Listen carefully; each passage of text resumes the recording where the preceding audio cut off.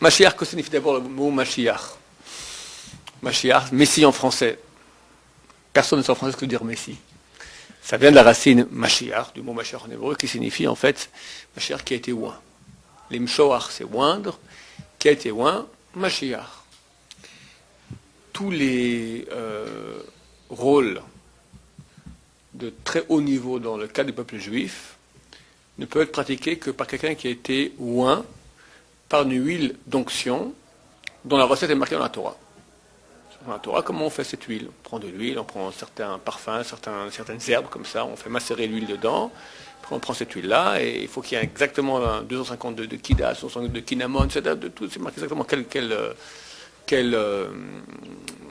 dans quelle mesure de chaque parfum, et vient un prophète, prend cette huile d'onction, et va oindre quelqu'un par exemple pour devenir Kohen Gadol, il doit être oint. Et à une époque, dès le roi Yoshia, alors la fiole de huile d'onction, elle a été cachée. On devenait Kohen Gadol que en portant les 8 habits. Il y avait 8 habits spéciaux que le Kohen Gadol portait. Un roi d'Israël ne peut être roi d'Israël que s'il a été oint par un prophète. Comment le oint? On fait un rond comme une couronne au-dessus de sa tête avec l'huile. Et il devient roi d'Israël. Voilà. C'est celui qu'on attend. N'importe quel prophète, un vrai prophète, d'accord. Maintenant, que doit faire D'abord, quel genre de personne peut être cette personne, ce Mashiach, et qu'est-ce qu'il doit faire? Bon, d'abord, il doit être un très grand sage d'Israël, c'est-à-dire il doit connaître toute la Torah.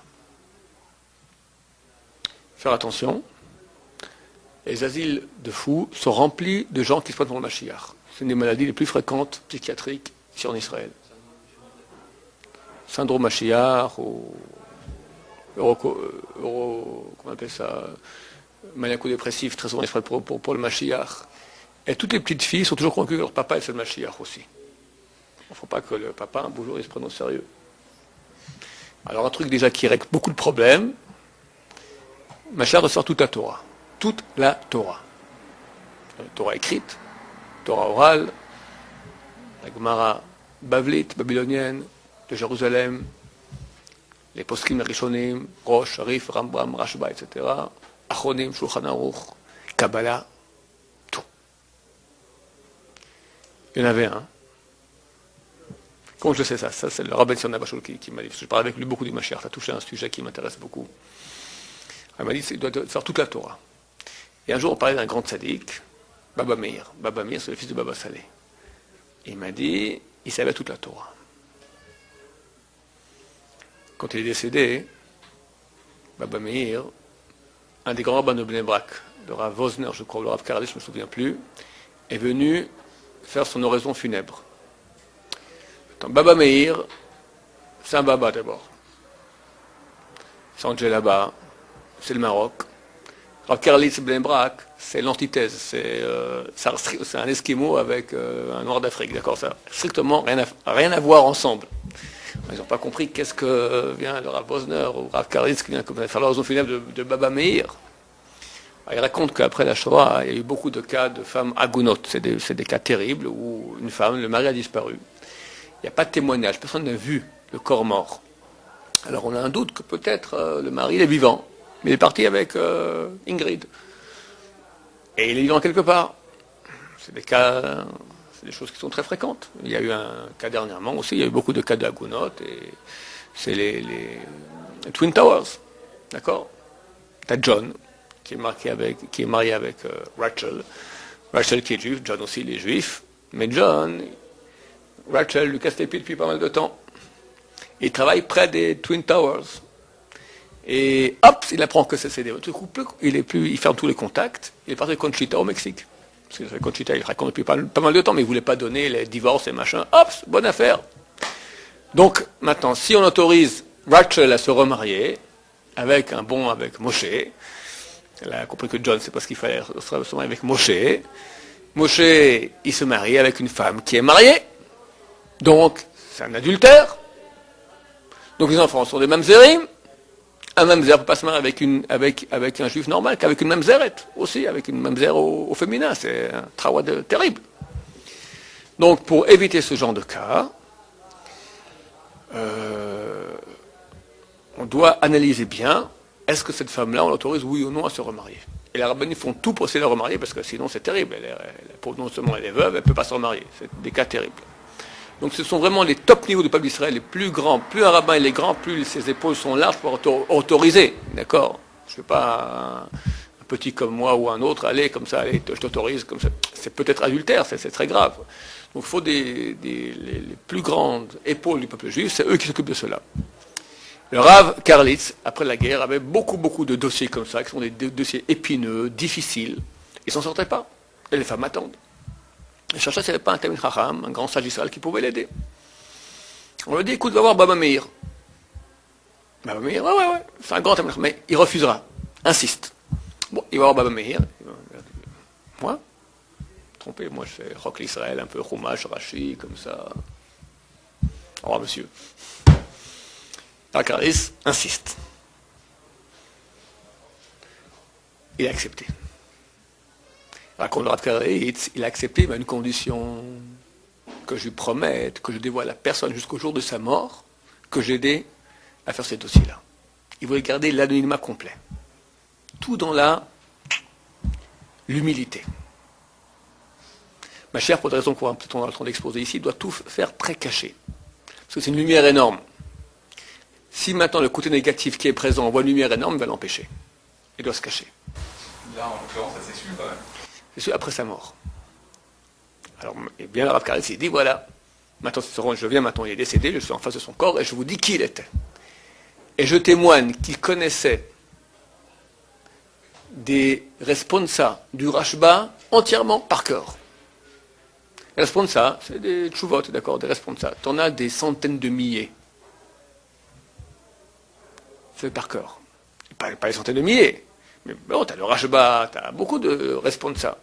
Haram, énormément. Tout le monde a des chaînes, mot à mot. Donc, c'est pour quelqu'un qui arrive au niveau, il se rappelle par cœur. Tu vois, tu Rashba. Donc, déjà, la Gemara, la Mishnah, le Chuma, tout le Tanar, tout ça, c'est Rashi, Rosh, Rambam, tout ça, c'est déjà ingurgité depuis longtemps. Arrivé à Chouta Rashba, tu peux vous rendre compte ce que ça veut dire. C'est le centième livre dans la liste qu'on doit savoir par cœur, peut-être le centième sorte de livre. Ça va toute la Torah par cœur, ça va toute la Torah. Et Rabbi Sion m'a dévoilé un jour, effectivement, que Baba Meir c'était un candidat Mashiach. Lui devait être Mashiach. Bon, chaque génération, il y a un autre qui peut être. Lui, c'était un des candidats Mashiach. La génération n'a pas mérité, donc il est décédé. Et on espère que le prochain va se dévoiler bientôt. Alors, comment ça se passe? C'est donc qu'il doit connaître la Torah par cœur. Est-ce que ça peut pas être quelqu'un... Il est inconcevable que celui... Alors, maintenant, je vais peut-être pour répondre à ta question, je vais dire, voilà, qui est Mashiach? Quelqu'un vient dit, je suis Mashiach. Ok, il doit faire quelque chose il a un job à faire. Tant qu'il n'a pas fait ce job, comme c'est écrit Maïmonide, il n'est que supposé Mashiach. On n'est pas certain que c'est lui. Et il y en a beaucoup durant l'histoire, des supposés. Et pour finir, rien du tout. Pour être Mashiach, il faut réussir à faire 4 choses. Et tant que ces 4 choses ne sont pas faites, alors c'est une supposition. Il n'y a pas de certitude. Quelles sont ces 4 choses? Première, elles ne sont pas forcément dans l'ordre chronologique.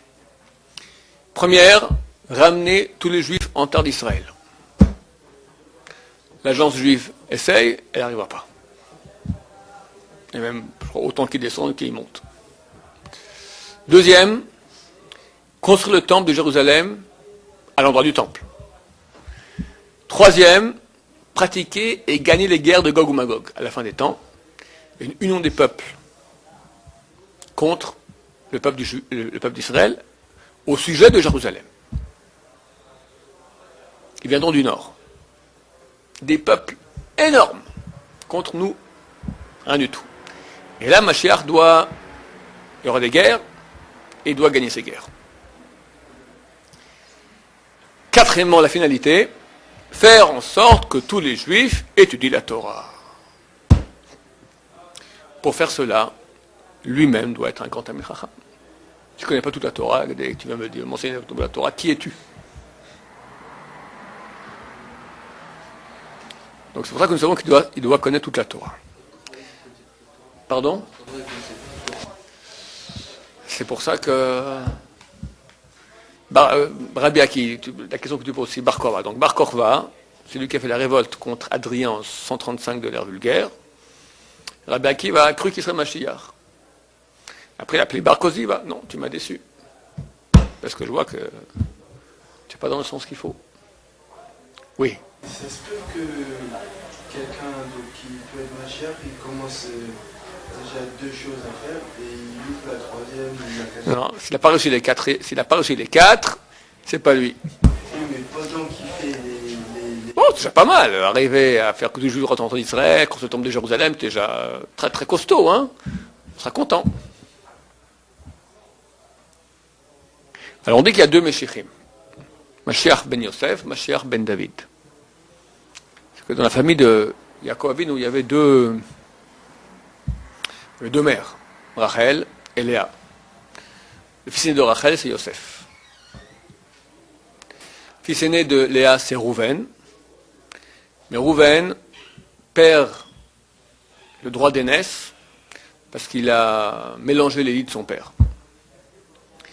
Après Shimon et Lévi, dans l'ordre, eux aussi perdent. Pourquoi? Parce qu'ils ont voulu, c'est eux qui ont voulu tuer Yosef. Yuda, qui lui a reconnu ses fautes. Yuda, Yodu Cha'achecha. Yodu, le Hodot, la racine de Yuda, c'est aussi, j'avoue, je reconnais que j'ai fait une erreur. C'est une grandeur d'âme, terrible. Yuda, il avait trois fils. Onan, Sheila. Ils sont mariés avec une femme qui s'appelait Tamar, qui était très belle. Et et Onan ne voulaient pas que Tamar tombe enceinte. Donc, ils ont une avéra avec elle. Lui l'a tuée. Tamar, elle reste maintenant veuve. Elle veut se marier. La loi dit qu'il faut se marier avec le dernier frère. Enfin, s'il n'a pas eu d'enfant, elle était mariée. Il doit le lévira, comme on appelle. Yuda lui dit, ok, attends un peu, et je te donnerai le fils, le petit, Sheila. Tamar attend, les années passent, Sheila grandit, et elle voit que on ne donne pas Sheila. Elle se déguise en prostituée, sur la route, et un beau jour, Yuda, il la voit, elle. Yuda, hein, c'est pas n'importe qui, c'est le fils de David, le fils de Yaakov Avinu. Il lui dit, eh bien, ayons du commerce ensemble. Elle lui dit, ok, qu'est-ce que tu me donnes maintenant? Donne-moi, je te donnerai une brebis. Ou deux brebis, je ne me souviens plus comment c'était. Une ou deux brebis. Non, deux brebis. Maintenant, elle lui dit, ok, elles sont où les brebis? Écoute, j'ai pas de brebis, mais je te donne maintenant une garantie. Quoi? Mon bâton avec mon tampon. Ma bague avec mon tampon. Ok, j'accepte. Le commerce a lieu. Elle tombe enceinte de son futur beau-père quelque part, Yehuda. Yehuda n'est pas au courant avec qui il a été. Pourquoi? Parce que Tamar était tellement pudique dans la maison de son beau-père, quand il est marié avec les deux premiers fils, que jamais il a vu sa tête. Elle est très pudique. On lui dit, après 3 mois, tu sais que ta belle-fille, Tamar, est enceinte. Enceinte? Qu'on la brûle. Alors elle envoie un mot, dites-lui à Yehuda, celui à qui appartient ce bâton et ce tampon, c'est lui que je fais enceinte. Alors personne ne voit qu'est-ce qu'il y a dedans, voilà. Lui voit ça, il a un dilemme. Ou bien, il dit, ok, c'est de moi qui l'ai enceinte, en bon français, l'archouma. Yehuda, le fils de Yaakov, avec sa belle-fille, c'est la fout mal, en bon français. Très très mal. Ou bien, il dit rien. Et on la brûle. Terminé l'histoire, affaire classée.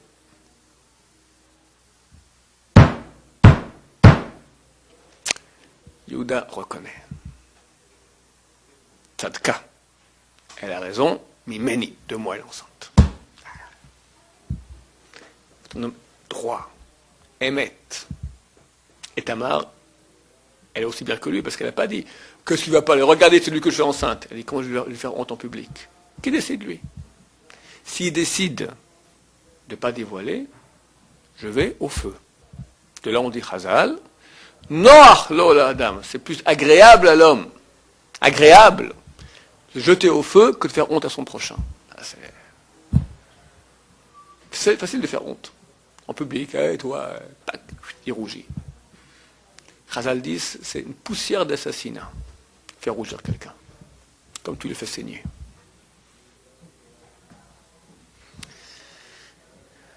Yehuda reçoit la royauté à cause de cela. Donc de Léa va sortir un roi qui est Yehuda, et malgré Yehuda, c'est David, Shlomo, toute la descendance de David. Mais Yosef aussi, il est l'aîné de Rachel, lui aussi a droit à la royauté. Donc en fait, il y a deux rois. Le premier, c'est Mashiach ben Yosef qui viendra. Et lui, il doit préparer le terrain pour Mashiach ben David. Il se peut, comme ça, il y a des écrits. C'est le Gaon de Vilna. C'est lui qui a lancé le mouvement du sionisme moderne, il y a 300 ans.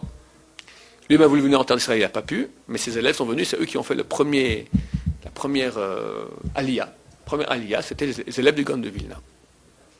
C'est eux qui ont mis les bases ici du Yishuv, de l'establishment ici en terre d'Israël. Et bientôt, se voiler, ma chère Ben David, qui lui doit finir le travail. Alors c'est quoi? Faire ces 4 choses-là. Maintenant, comment il va gagner les guerres? C'est un chef d'état-major. Oui, mais à la juive. À la juive, c'est Torah. On part en guerre. Mais comment on va pour le combat? On distribue les gmarottes, tous les généraux, les plus grandes barbes, les péotes, les plus grands tamir chachamim. Allez, tac, tac, tac. On va au mikvé, on prie et on part au combat. Comme ça faisait Yoshua. Josué, qui a conquis la terre d'Israël. Il arrive au bord de la ville de Jéricho. Ils font le siège de Jéricho. Et ils voient un soldat. Lui, était ami ou ennemi? Je suis l'ange de la guerre, l'ange d'Israël. Je suis l'ange de la guerre d'Israël. C'est moi qui me bats pour vous dans le ciel. C'est grâce à moi que vous gagnez les guerres. Alors, immédiatement, Josué, immédiatement, il met sa face sur terre. Un ange. Qu'est-ce que tu veux? Je veux te réprimander. Pourquoi? Parce que le jour où vous battez, le soir vous rentrez, vous vous reposez, et moi, où je vais puiser la force de me battre pour vous? Je rentrer le soir, étudier la Torah. Dit Chazal, Bayalen Ba'emek, c'est marqué dans le verset, il s'est reposé dans la vallée, Emek, dans les profondeurs. Ça c'est le sens simple d'Israël. Il directement est allé se reposer, étudier les profondeurs de la Torah.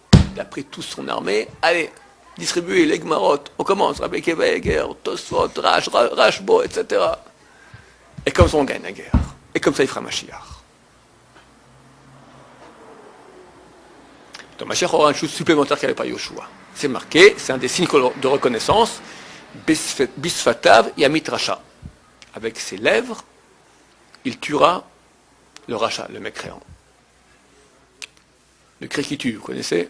Ça vient de chez nous. De quel Gemara on parle? Parce qu'il n'y a pas de Gemara. Non, quand je dis Gemara, Torah Shebalpé. Il y avait une Torah Shebalpé. C'est quoi le cri qui tue? Le premier, c'est mon cher Rabbeinu qui l'a utilisé. Alors, Goneta Omer, tu veux me tuer? Tu dis que tu veux me tuer, comme c'est marqué. Comme tu as tué hier l'Égyptien, il y a un Égyptien qui frappait un Juif. Et, en plus, cet Égyptien, il a violé la femme de ce Juif-là. Le Juif a pris cela. Alors, dès ce jour que l'Égyptien savait que ce Juif savait cela, il en voulait, il le frappait sans cesse. Moshe était un prince chez Pharaon, et il a vu ça. Il a vu que personne n'est à gauche ni à droite. Chazal dit, il a regardé qu'il n'y avait aucun descendant qui sortirait de ce goy qui allait se convertir. Il a tué. Comment? Avec la bouche. Il a rappelé le nom de Dieu. Tac, le nom de Dieu ineffable qu'on ne peut pas prononcer. Mort sur place. Personne au monde n'a fait cela depuis cette époque-là. Le Mashiach, oui. À l'époque du Taz, le Taz, c'était un des grands rabbins il y a 400 ans, celui qui avait le commentaire sur le Shulchan Aruch. Dans plusieurs volumes du Shulchan Aruch, vous avez comme commentaire le Taz. C'est le plus grand rabbin de la génération. Et il y avait un Messie, quelqu'un, qui se prenait pour le Messie. Et beaucoup, des centaines de milliers de juifs ont cru en lui que c'était le Messie. Il s'appelle Shabtai Tzvi.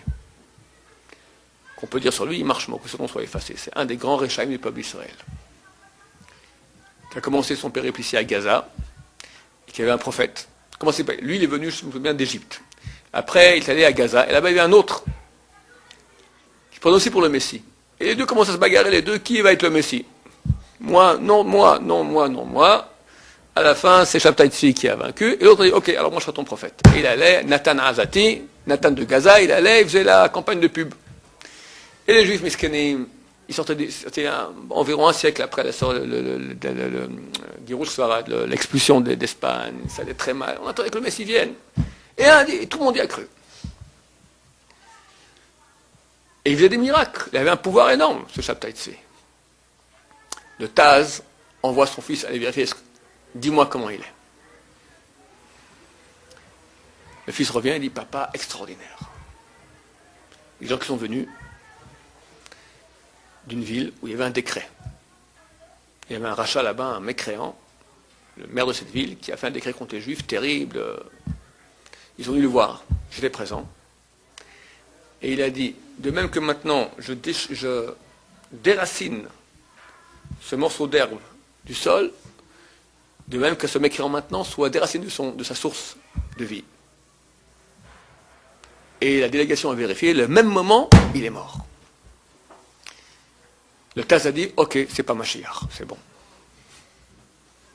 Pourquoi? Mais c'est un grand haram tout ça. C'est marqué, bisfatav yamit racha. Il n'y a pas besoin de trucs sorcellerie, de machin, avec sa bouche. Mashiach n'a pas besoin de faire des trucs de déraciner des morceaux d'herbe. Deuxième signe de reconnaissance du Mashiach, Varecho birat Hashem. Il verra notre Yirat Shamaim, messieurs, avec l'odorat. Oh! Ah! Shmuel Hanavi, Shmuel qui est enterré ici, là, en face de nous, Dieu lui dit, va sacrer maintenant le roi d'Israël, le fils de Ishaï. Bientôt c'est Shavuot, c'est bien de parler un peu sur David Amelech, c'est l'anniversaire de son décès et de sa naissance. Ok. Le prophète arrive à Bethléem.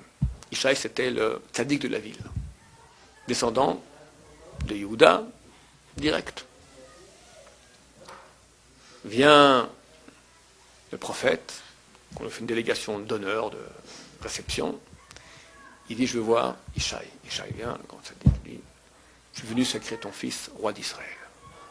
Extraordinaire. Amène-moi tes enfants.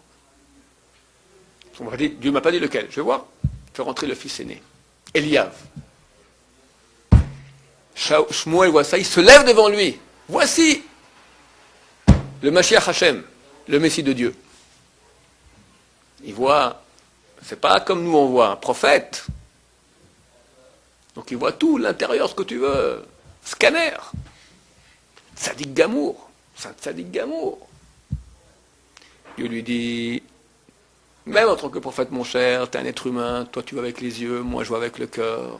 Moi je vois le cœur. C'est pas lui. Bon. Deuxième. De nouveau. Lui, c'est pas lui. Troisième, quatrième, cinquième, sixième, septième. Terminé. Ishaï dit alors quoi? Le père? Ben non, c'est pas eux. Ben c'est fini, il n'y en a pas d'autres. Shmuel dit, écoute, Dieu ne se trompe pas. Dieu m'a dit, va à Bethléem sacrer le fils de Ishaï. T'as pas un autre fils? Il y en a un que je ne sais pas très bien. Qui, quoi, comment, donc, où?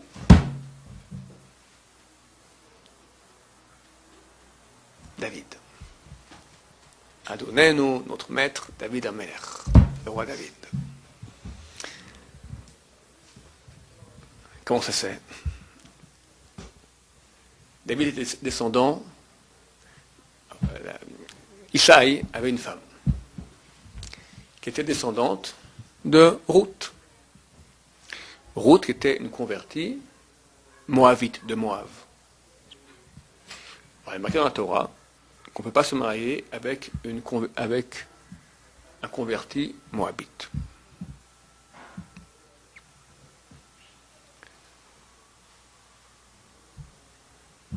Et il y avait une discussion au Beddin. Un converti, on ne peut pas, mais une convertie, on peut ou on ne peut pas. Ishaï pensait que oui, on peut. Il s'est marié avec elle. Mais après, il a eu des doutes. Oui, non, oui, non. Alors il a dit, je prends peu de risque. Je ne te divorce pas, mais la relation finie. Plus d'enfants. Mais Ishaï voulait avoir des enfants. Alors, il a pris une servante à lui. Et une servante, dans le cas du judaïsme, on peut en faire sa femme. Et prépare-toi, et cette nuit, je veux me marier avec toi. La servante était une femme fidèle de la femme, la vraie femme de Ishaï. Elle lui dit en cachette, je suis confus, je ne sais pas, votre mari m'a dit que cette nuit... La femme de Ishaï dit, ok, prépare-toi tout ça, et moi en douce, je passerai à ta place. Ainsi dit, ainsi fait. Et donc, la vraie femme de Ishaï est tombée enceinte du roi David dans cette relation. Apprenant qu'elle est enceinte, il a pris le coup fourré, Ishaï. Quand le fils il est né, c'est un jeune, c'est un mamzer, je ne sais pas ce que c'est. Est-ce qu'il est permis? Oui, non. Alors tous les fils après, tous ceux qui sont nés, ils l'ont renié. Et c'était un pauvre misken, aller avec les troupeaux dans ses champs, tout ça. Et c'est lui que Dieu a choisi pour être roi d'Israël. Pourquoi je raconte tout ça? Pour dire que Shmuel lui-même s'est trompé. Mashiach, avec l'odorat, pour savoir qui est qui. Il reste quelques semaines, parce que vous savez que Mashiach est dans quelques semaines. Moi, je suis un petit. J'arrive pas à faire ce qu'il a. La Torah dit, il faut croire tous les jours que Mashiach vient. Il faut dire aujourd'hui. J'arrive pas à croire que c'est vraiment maintenant, la vérité. Dans quelques semaines, oui. Donc, il faut se préparer au moins pour que dans quelques semaines, n'est-ce pas? Donc Mashiach arrive. Donc il faut arriver, faire tchouva avant, arriver blanc. Le Midrash raconte qu'il y avait un grand rabbin qui s'appelait Rabbi Shua ben Levi. Et il fréquentait beaucoup Eliyahu Hanavi. Et un jour, le Midrash raconte qu'il est parlé avec Eliyahu Hanavi. Et ils sont sur la route. Tout à coup, ils passent et il y a une charogne sur le chemin. Une charogne en état de putréfaction avancée. Shua ben Levi se prend comme ça. Oh, terrible. Et le Navi, il va comme ça, pépère. Ah, que c'est agréable de respirer l'odeur de la nature. Shua ben Levi regarde comme ça, il dit rien. Il va à Navi, d'accord. Oh, terrible l'odeur. Bon. Sur la route, du coup, il croise un homme. Non, normal sur la route. Du coup, le Navi fait insupportable. Shua ben Levi dit, je ne comprends pas. Excusez-moi, Kodara avec Yohanavi, je ne comprends pas. Ah, on est passé avec une charogne, c'est une odeur insupportable, et t'es pépère. On passe devant un homme il est parfumé, une bonne odeur en plus, Hugo Boss, et là, pourquoi tu te... Ils sont pas si mauvais que ça. Il dit, toi, de quoi je te parle? Je te parle maintenant de l'odorat que tu as, toi. Cet homme-là, il est plein de Haverot, ça pue. Ça pue, messieurs. La Vera, ça pue. Donc voici à peu près les signes qui sera Mashiach. Après, on va traiter peut-être Ben Ader, comment il vient, comment ça se passe, B'er Hashem, très bientôt. Baruch Adonai, l'Orman Ba'amen.